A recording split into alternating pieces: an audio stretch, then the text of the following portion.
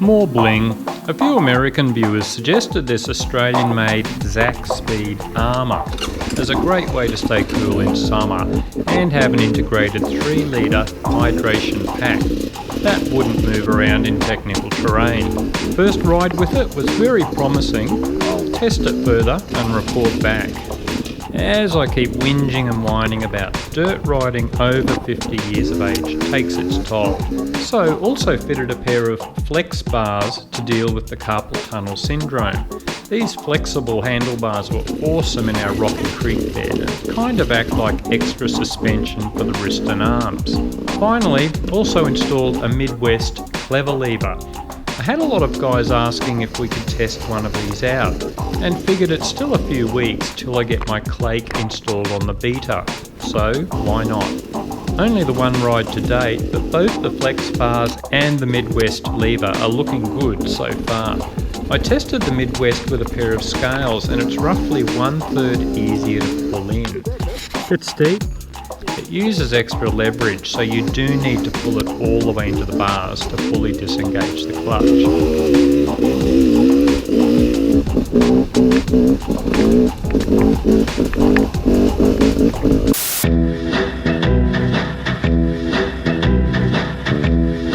I've been surprised how many other old codgers are coming out of the woodwork and saying they are getting into the technical riding too. Hugely impressed that quite a few are into their 60s. You guys are my role model, and hope that all these bike mods and bling will let the old body last long enough to join you as a geriatric dirt rider.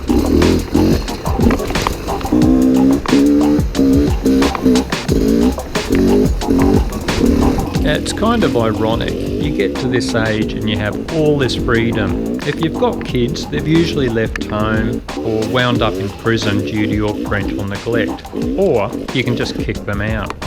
If you are married, it's been for so long, your wife loves the fact you ride because she can kick you out of the house and not have to look at your ugly mug for a few hours. Plus, you've also paid off your mortgage so you can afford to indulge in these ridiculous boys' toys that will keep your wallet slim even if your beer gut keeps expanding. So you've got all this freedom, but a decrepit old body that is buggered very early into the ride, usually by the time you've reached 3rd gear in my case. I'm going to do a special video soon just for the old farts and compile all the useful tips and bling we've discovered so far.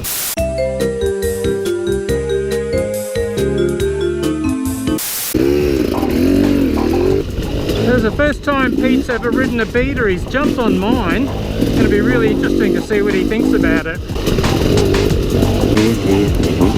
Bloody hell, Pete's making more of these ridiculous downhill tracks. If he drops my bike, I'll kill him.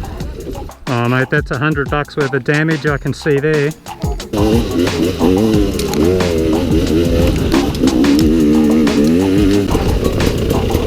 Coming off a Kato, it's easy for a Kato guy to adapt to a Beta, very easy.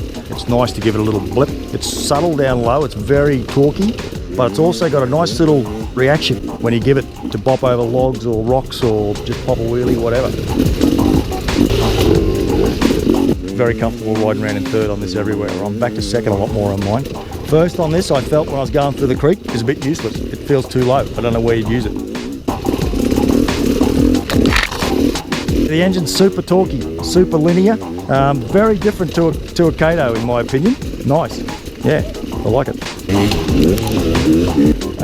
Very well balanced, straight away up on the pegs, stand still, didn't feel wonky on it. Going down some steep hills, which spooked me a bit, I felt very comfortable on it actually, except the steg pegs put me off a bit, getting backwards. It's something you got to get used to with steg pegs, I guess.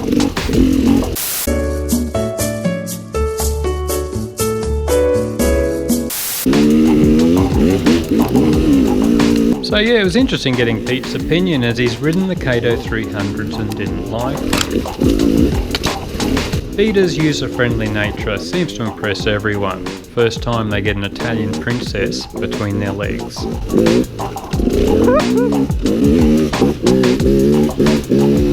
It was fun being on a 250XC again. It brought back fond memories of my old pumpkin. I wouldn't want to go back, but I had a big grin on my face the whole time I was riding it. As they say, nothing revs and wheelies like someone else's bike.